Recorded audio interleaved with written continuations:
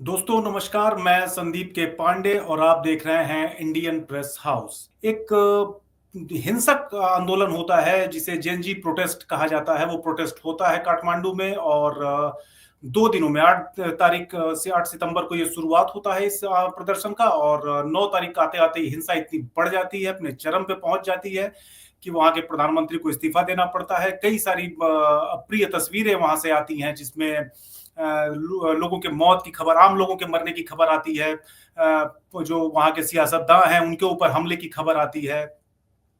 तो कुल मिला के नेपाल एक अजीब संवैधानिक संकट से गुजर रहा है। इसके पीछे बहुत से लोगों की अलग अलग चर्चाएं हैं। तो उसमें एक चर्चा ये है कि ये सब कुछ जो नेपाल में हुआ वो अमेरिका के इशारे पे हुआ और इस तरह की तमाम बातें हैं। लेकिन हम इन्हीं सब मुद्दों पे चर्चा करने के लिए नेपाल के वरिष्ठ पत्रकार केपी ढुंगाना साहब को अपने साथ जोड़ रहे हैं। केपी साहब, आपका बहुत बहुत स्वागत है। आपको बहुत धन्यवाद। तो ये जो जेनजी प्रोटेस्टर्स थे, इनका नेतृत्व इस समय किसके हाथ में है? कौन है ये लोग और कैसे अचानक ये प्रदर्शन एकदम से हिंसक हो जाता है? तो इनका नेतृत्व तब कौन कर रहा था जब ये प्रदर्शन कर रहे थे, और आज की डेट में इस जेनजी को रिप्रेजेंट कौन कर रहा है नेपाल में? देखिए तो नेपाल में तो 2 दिन जेनजी का आंदोलन हुआ ना, सोमवार और मंगलवार को जेनजी का आंदोलन 8 हुआ। और 9 तारीख को। हाँ हाँ हाँ हाँ, हो गए।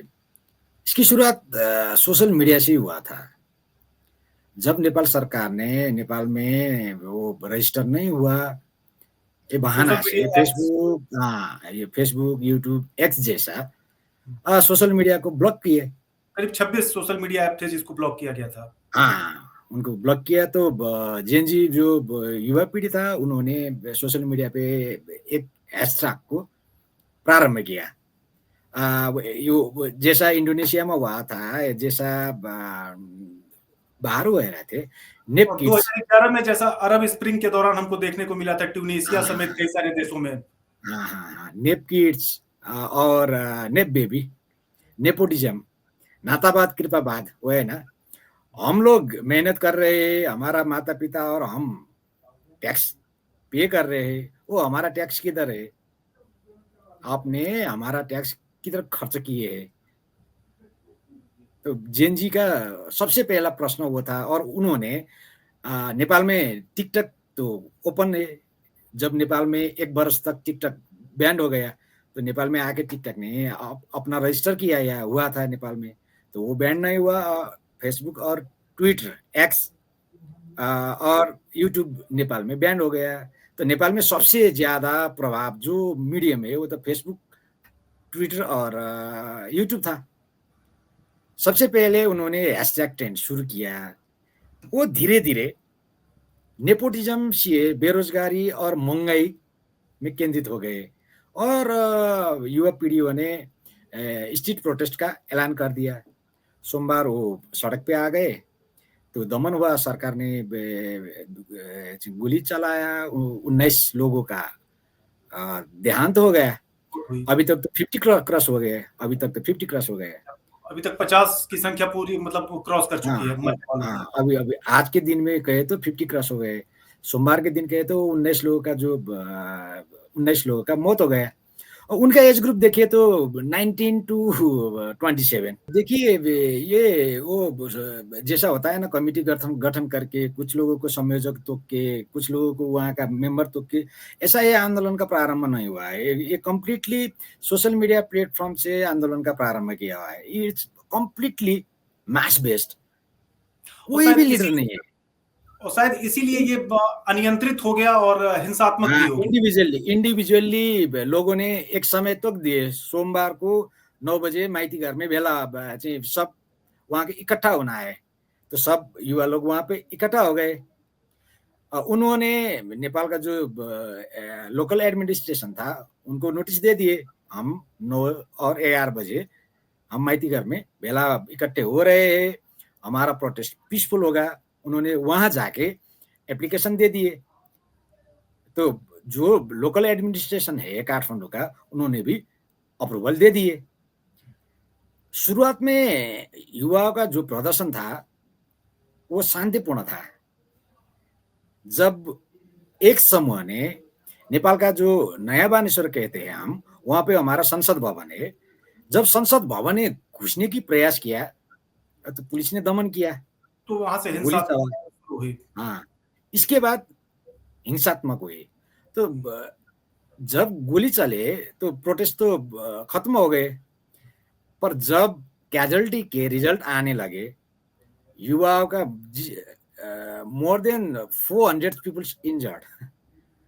तो रोज बढ़ता गया भीड़ का उसके बाद। हाँ, 400 people injured, 19 peoples dead, they are all youth. और जो जिस जिस बंदे को गोली लगा था उसका चेस्ट एंड हेड, सिर पर लगा था, छाती पर लगा था। तो उनका जो पेरेंट्स था और जीएनजी, अब हम तो जीएनवाई का पूछता है ना, तो उन्होंने सरकार के आगे प्रश्न किया, हमारे बच्चे लोगों को सर पे क्यों गोली मारा, चेस्ट पे क्यों गोली मारा, उन्होंने तुम्हारे साथ क्या मांगा था, सत्ता नहीं मांगा था। उन्होंने तो एक ही तो प्रश्न पूछे थे, हम टैक्स दे रहे हैं, हमारे पेरेंट्स जो पे कर रहे हैं टैक्स, आप लोग अपने बच्चे के शौक आराम में खर्च कर रहे हो या देश विकास में खर्च कर रहे हो, हमें उत्तर दो। इतना प्रश्न पूछने के लिए सजाया क्या हुआ, सजाया मौत हुआ। तो उनका पेरेंट्स सब लोग आक्रोशित हो गए। सेकेंड डे मंगलवार 9 अराउंड सुबह 9 बजे से प्रोटेस्ट फिर स्टार्ट हो गया। वो जेएनजी का प्रोटेस्ट नहीं था, वो जेएनजी का पेरेंट्स का प्रोटेस्ट था, वो जेएनवाई का प्रोटेस्ट था। 9 से 1 बजे तक कुछ नहीं हुआ, शांतिपूर्वक ही था।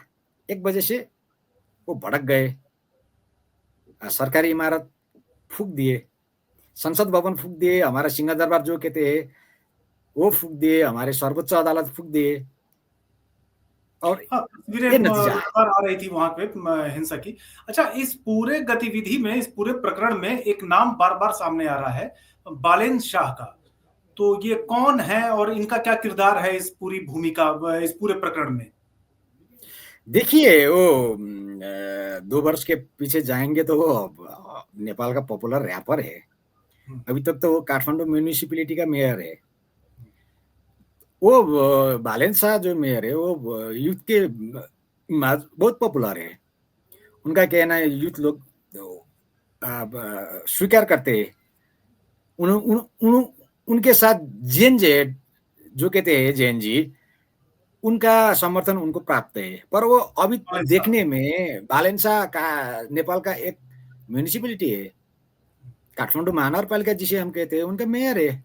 उनसे ज्यादा उनका कोई पॉलिटिकल पावर तो नहीं है ना अभी तक। तो इसमें ये प्रोटेस्ट में देखने के लिए, जब जेएनजी युवाओं ने जब प्रोटेस्ट का ऐलान किया सोमवार को, तो उन्होंने सोशल मीडिया से उनको सपोर्ट में अपना स्टेटमेंट दे दिए, हम सपोर्ट करते हैं आप लोगों को। उनका उतना ही जितना उनका इन्वॉल्वमेंट है उतना ही दिखता है। इस दिनों में it's a very big crisis day. इन दिनों में उनका जो उपस्थिति है वो सोशल मीडिया पे, वो फेसबुक पे दिखते हैं, फेसबुक में अपने फरमान जारी कर रहे हैं, हमें ऐसा चाहिए वैसा चाहिए, जाओ सेना से डायलॉग करो, संसद भंग की मांग करो। अच्छा डुंगाना साहब, एक और नाम है जो इस पूरे प्रोटेस्ट के दौरान सुनने में बार बार आ रहा है, एचएसएस। ये क्या है और ये क्यों चर्चा में है, और इस पूरे विवाद या कह लीजिए प्रोटेस्ट कह लीजिए, इसमें इसकी क्या भूमिका है? देखिए, ये जो नेपाली में से हामी नेपाली कहते हैं, अभी एक समूह है हामी नेपाली, ये, हामी नेपाली, ये हमारे लिए भी जाना पहचाना संगठन नहीं है। ये अच्छा, हमारे लिए ये भी हम लोगों को भी मालूम नहीं है, बिल्कुल नया है। ये बिल्कुल नया है। कौन लोग हैं इसके अभी पीछे? हम अभी कोई हम पब्लिक इनके फिगर? बारे में अभी हम इनके बारे में इन्वेस्टिगेशन कर रहे हैं, एक कैसा संगठन है, इनका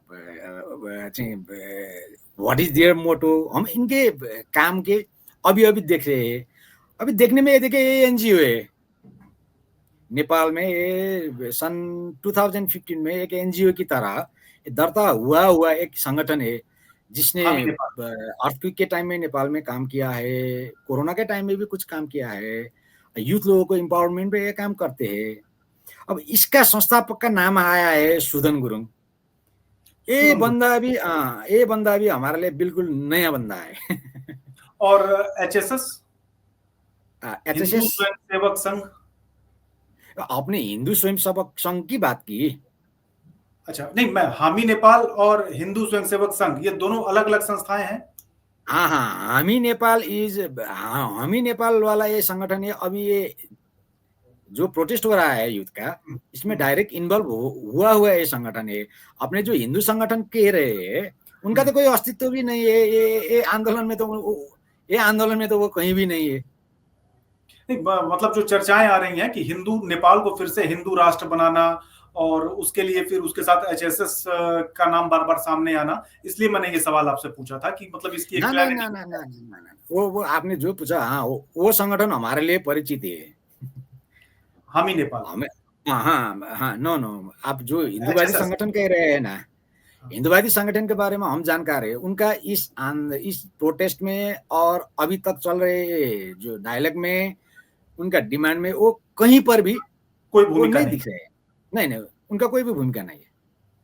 अच्छा, हम भारत के संदर्भ की अगर बात करें तो भारत में एक चर्चा और चल रही है कि ये जो प्रोटेस्ट था, ये बेसिकली जो वहां का ब्राह्मण नेतृत्व है नेपाल का, या ब्राह्मणों के अगेंस्ट था, और इसको जो लीड कर रहे हैं लोग, या जो भीड़ थी उसमें ज्यादातर जो भीड़ लोग थे वो सो कॉल्ड मतलब गैर ब्राह्मण ओबीसी से जुड़े लोग थे। तो क्या इसकी सच्चाई कितनी है? नहीं नहीं, ये तो बिल्कुल अफवाह है, ये तो बिल्कुल गलत बात है। देखिए, ये आंदोलन जाति पर केंद्रित नहीं है। ये तो राजनीति परिवारवाद के विरुद्ध है, बुजुर्ग नेताओं और भ्रष्टाचार के विरुद्ध में है। यूथ का जो डिमांड है वो कास्ट बेस और धर्म बेस नहीं है ना। ये हिंदू राष्ट्र लाने के लिए भी ये आंदोलन नहीं हुआ है, ये सत्ता परिवर्तन करने के लिए भी ये नहीं है, एक गणतंत्र खारिज करके राजशाही वापस लाने के लिए भी ये आंदोलन का ये डिमांड, कुछ भी डिमांड नहीं है। उन लोगों ने जो अभी तक पॉलिटिकल डायलॉग में आया हुआ जो उनका शर्त है, राजनीतिक परिवारवाद खत्म करो, बुजुर्ग नेताओं को विदा करो, भ्रष्टाचार को अंत करो, इनसे ज्यादा तो उनका कोई भी मांग नहीं है। इसके लिए जो सडन नेपाल के प्रधानमंत्री केपी शर्मा ओली ने रिजाइन कर दिए, पर ये जाति धर्म, इसमें अभी तक जाति कुछ नहीं अभी तक। राजशाही तो प्रयास करेंगे ना। इस पूरे आंदोलन के पीछे, प्रोटेस्ट के पीछे एक चर्चा, एक नैरेटिव ये भी आ रहा है कि इसके पीछे अमेरिका का हाथ था, और उसके पीछे तर्क दिया जा रहा है कि चीन के इन्फ्लुएंस को नेपाल में कम करने के लिए ये अमेरिका ने किया, क्योंकि ओली सरकार जो है वो लगातार चीन के क्लोज होती जा रही थी। तो क्या इसका भी कुछ कोई नैरेटिव में कितनी सत्यता है इस बात में?